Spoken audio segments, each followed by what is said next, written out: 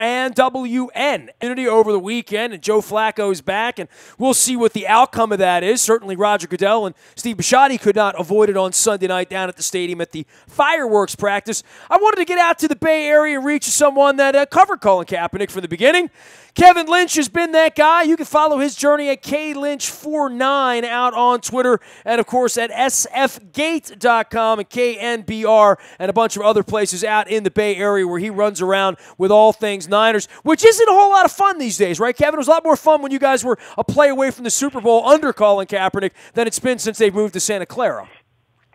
Yeah, definitely a lot more fun back then. But, things are looking up here, and there's definitely a different feel in camp with Kyle Shanahan and John Lynch. So, it's probably going to take a while for them to get back to the level they were when they were going to the Super Bowl. But, things here are definitely looking up than they were the last couple of years. All right, well, you know why I'm calling. We're looking for the intel, and I'm sure, look, the Ravens don't need to get intel on this. I mean, John just calls his brother, right? I mean, literally. And Kaepernick has been accused of no crimes. He's been a pretty model citizen in a lot of ways, and very charitable and very community activist-oriented. And, in the Bay Area, I would think that that's probably not all that controversial, right? No, I think, obviously he has his detractors here.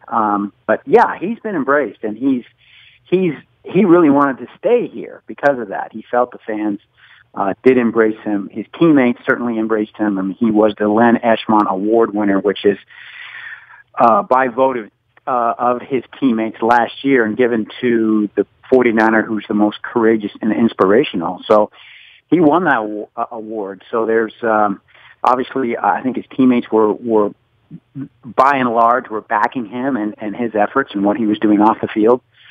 So, I had talked to Torrey Smith on and off the record, and, Torrey had nothing but great things to say about Colin Kaepernick, and obviously Jim Harbaugh's had nothing but great. There are a lot of people sticking up for the guy, and, you were around him. I don't want to say what would possess him to do that, because I think we all know that, but I also said to Roger Goodell on Sunday night, I don't think anybody's ever going to do this again, because it's pretty obvious if you do this, you're going to struggle to find work. That's going to be an interesting question. And we'll see what happens with this going forward. In my view, and with what Colin's doing, and if he gets a job or not, I don't think this chapter is over. And I don't think players are willing to just sit down and not say what they feel or not take on a cause that they feel is worthy. I think there's more to be written about this, and I think that Colin Kaepernick could drive it. I think other players could drive it. I mean, I think Doug Baldwin in Seattle is a guy who is still very much an activist and wants to do things on a national level. So now I don't necessarily see this thing going away, and also I think there might even be some backlash from what happened to Kaepernick from some players. I think a lot of players around the league are not happy that he was sort of blackballed up to this point. And I think that you might hear their voices in the future. You've been around a team for a while. Some thoughts about where his standing was before this, and then maybe even on the field after this, because it's a mixed report, but clearly he got better in the system. And, to be honest, the place has been a little bit of a mess the last couple of years, right? No question. And he has changed. I mean, when he first came in, he was a humble kid and very polite and would answer all your questions. He became very famous very quickly. And I think Jim Harbaugh didn't help him. Harbaugh was always, he said to his team and his players, hey, if you don't want to do community service for this team and you don't want to deal with the media, you don't have to. And, he would always tell the players, look, you're a different type of person. You're an NFL player. You're above the rest of everybody else. And he would tell the quarterbacks, you're even above the rest of the team because you're the quarterback. And I think Kaepernick sort of took that on and became a little aloof. And he's also a pretty shy guy. So I think that he became alienated from a lot of his teammates at that point. Last year, he went back to where he was when he first came in. The humble guy, the modest guy, the guy anyone could talk to at any time. And I think what he was doing off the field actually helped him because, he had a team meeting with the rest of his players, and he said, "Hey, if you guys got questions about what I'm doing, ask me, tell me." And he had a lot of good discussions with players on defense, offense, special teams, wherever. So I think that he got back into the good graces of his teammates after after a period of being a little aloof. Kevin Lynch joining us here. He is KLynch49. He covers all things 49ers out in the Bay Area at sfgates.com as well as at KNBR. And, for where he was on and off the field and the things that happened around him, and in your mind, is he still one of the 64 best football quarterbacks in the National Football League? Oh, I don't think there's any question. I think he's one of the best 32 quarterbacks in the league. I mean, if you look at him last year and what he did, he was, and as you mentioned it, this was a horrible team last year. They couldn't pass protect. They were injured. It was sort of a patchwork type of thing. And their receivers were maybe, that's the worst core of receivers I've seen in 20 years on one team. Awful. And here's a guy who throws 16 touchdown passes and 4 interceptions. And Pro Football Focus has charted him under pressure, and he was the second most pressured quarterback in the league last year. And under pressure, he threw 6 touchdowns and 1 pick, which is really remarkable. Usually, stats under pressure for quarterbacks are abysmal, as you would expect. So I think he had a much better year than people give him credit for, and I think a lot of that was he was a happier guy. He was more of a guy who was doing what he wanted and was being more himself, and I think that helped. Was it really a football decision to get rid of him, or was it a front office decision to get rid of him because of the kneeling and the other issues? I mean, if he can still play, couldn't the 49ers use him? Yes, I think they could have, but I think here it was a football decision. I mean, with Jed York, he's maybe outside of Paul Allen in Seattle, he might be the most liberal owner you have in the league. I mean, he has consistently given money to quote unquote liberal causes. He liked Kaepernick. Parag Marathe, who was their capologist, really liked Kaepernick, but when Kyle Shanahan came in, he didn't want a mobile quarterback like that. He wanted a guy who was going to sit in the pocket and go through a progression and get the ball out quickly. I think Kaepernick can do those things, but maybe not to the level that Shanahan wanted. And Shanahan's addressed this a couple of times. He really wants a guy who will run his offense and not be as an impromptu guy as Kaepernick. I mean, Kaepernick he's going to make plays on his own a lot. And Shanahan wanted more of a guy who was going to stick with the script of the offense. So I think here it really was a football decision. For you with Kaepernick, you think he's going to play again? It starts to feel like he is. It felt like 4 or 5 months ago he might not. And having stood next to Roger Goodell on Sunday night, I think there are people in key positions in the league that would feel some sense of relief that he gets a job at this point, right? I mean, I think there'd be less controversy about it if he were employed. Yeah, I agree. I think the NFL in some quarters continues to get a black eye if he isn't employed. So I agree with you there.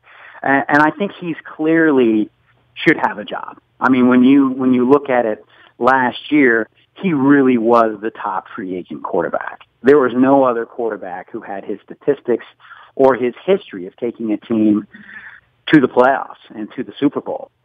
So, he should have a job. There's no question. And, hopefully that will happen for him. And whoever gets him, I think they're going to get a guy who is so motivated and so ready to prove everyone wrong. I mean, he's going to be the most motivated player in the NFL. Not only that, he's back to where his weight was when he was really running with abandon. He's back to 235. Last year he was about 225. He's back to the cut Colin Kaepernick, who has his his weight up. So I think that will also be a benefit for whoever gets him. Kevin, you're around him a lot. You sound like a fan. You're a thumbs up on Colin Kaepernick. I am thumbs up on Colin Kaepernick. I mean, regardless of whether you agree with his causes or not, what strikes me about him is the courage of the man. The guy went out on a limb. I don't think he expected for this thing to become such national news and be on the cover of Time magazine, and put his career in jeopardy, quite frankly, right? And put his career in jeopardy. He's lost endorsements, all that stuff. But I do admire the courage and the conviction, no matter what the cause is. I think that's admirable. He is Kevin Lynch. He's covering the 49ers out there. For you, thumbs up on the team and the offseason. I mean, certainly they sort of won draft weekend, and there were a lot of questions about your namesake out there and John Lynch taking over, having never run an organization. But I think John Elway and, what Ozzy's done in Baltimore, that football people know football. The question is, too much too soon for him, right? Right. And, here's a guy who's never run an organization, been an administrator. That's one of the things that when you promote a general manager, when you hire a general manager, how is he going to hire people? How is he going to run his organization? Is he going to put people in roles and leave them alone? Is he going to delegate properly? These are things that Trent Baalke, the former GM, had struggled with. But so far, John Lynch has been able to do that. And I think he's defined roles very clearly for the people in his department, and he's let them do their work. So, and I don't know where he got his business acumen, but so far it's worked out. Now, what happens when the 49ers actually start playing games? Are the players that he picked, are they talented? Are they going to be fit into the system that Kyle Shanahan is developing here? Those are all still, key questions that we haven't seen answered yet. You can follow him at KLynch49. He covers the San Francisco 49ers, which means he's living the good life out there in Northern California, man. Hey, we're coming out to the other side of the Bay Area. The Ravens play the Raiders in early October after a trip to London, and so we'll get one last chance at the east side of the Bay before they take off down to Vegas, and then the Niners become the Bay Area's only team, right? Right, and they're happy about that. I bet they are. Yeah, they've always liked it. When the Raiders were in L.A., they love being the only team in the market. And, obviously the Bay Area is big enough to accommodate two teams. And the 49ers are also the only team other than the San Jose Sharks who are situated in Silicon Valley, down here in Santa Clara. So, and Silicon Valley is, one of the financial centers of the world now. So they like that status as well. Hey, man, great to have you on and giving us some real insights from the Colin Kaepernick situation. I know you do a great job of covering the team out there, and we've turned to you in the past. Appreciate the visit. Thanks for coming on, Kev. Hey, you bet. Anytime. K. Lynch, 49 is the way to follow him. He covers the 49ers in general and sports and social issues for sfgate.com as well as KNBR AM radio out in the Bay Area. You can find me out in the Bayou Toyota Audio Vault 24 hours a day from anywhere in the world on your mobile device. Just download that TuneIn Radio app. We do come in crystal clear. Our morning newspaper ships to your email inbox free of charge digitally. It's like magic at 7 a.m. It's all brought to you by Planet Fitness and PlanetFitness.com, where you can magically shed weight, get yourself in the best shape of your life. There is a Planet Fitness right around the corner from you. Find them at PlanetFitness.com as well as PlanetOfTriumphs.com for some late summer inspiration, which we're all looking for out in Owings Mills as well as at Camden Yards this week. You can find me on Facebook, Twitter, LinkedIn, Snapchat, Instagram, and streaming live on our Facebook as well as our YouTube WNSTV channel.